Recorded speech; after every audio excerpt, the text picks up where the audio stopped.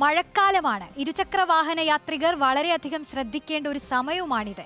ഒരു ചെറിയ അശ്രദ്ധ മതി വലിയ അപകടം സംഭവിക്കാൻ. ചില അപകടങ്ങളെങ്കിലും നാം വരുത്തി തീർക്കുന്നതുമാണ്.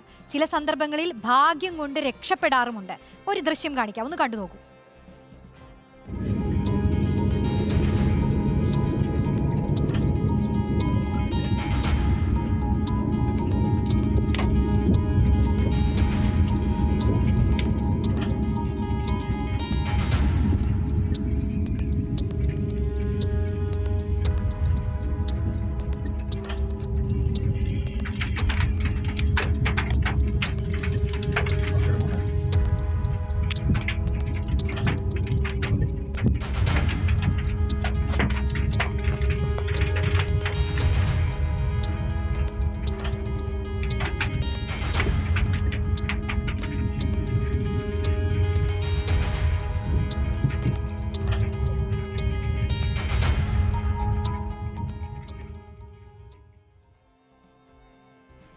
പ്രവീൺ പുരുഷോത്തമൻ ചേരുന്നുണ്ട്. പ്രവീൺ, നമ്മൾ മഴക്കാലത്ത് മാത്രമല്ല എല്ലാ കാലത്തും റോഡിലൂടെ വണ്ടി ഓടിക്കുമ്പോൾ ശ്രദ്ധിക്കേണ്ട കുറേ കാര്യങ്ങളുണ്ട്.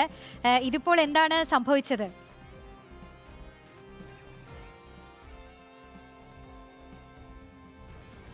വാഹനം ഓടിക്കുമ്പോൾ അതീവ ശ്രദ്ധ പുലർത്തേണ്ട ഒരു സമയമാണിത്. കാരണം മഴക്കാലമാണ്.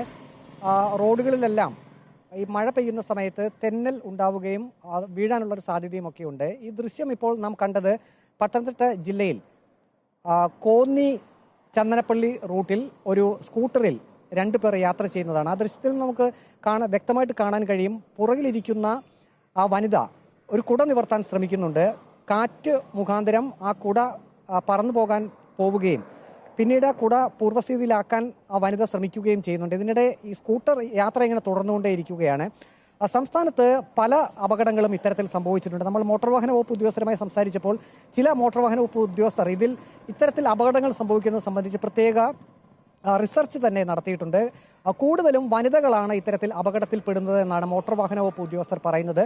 ഒരുപക്ഷെ അജ്ഞതയായിരിക്കാം, അല്ലെങ്കിൽ മഴയിൽ നിന്നും പെട്ടെന്ന് രക്ഷ നേടുക, ലക്ഷ്യസ്ഥാനത്തേക്ക് പെട്ടെന്ന് എത്തുക തുടങ്ങിയ കാര്യങ്ങൾ മനസ്സിൽ വെച്ചുകൊണ്ട് അവർ ഈ കുട ചൂടി വാഹനത്തിൽ യാത്ര ചെയ്യാൻ തയ്യാറാകുന്നു.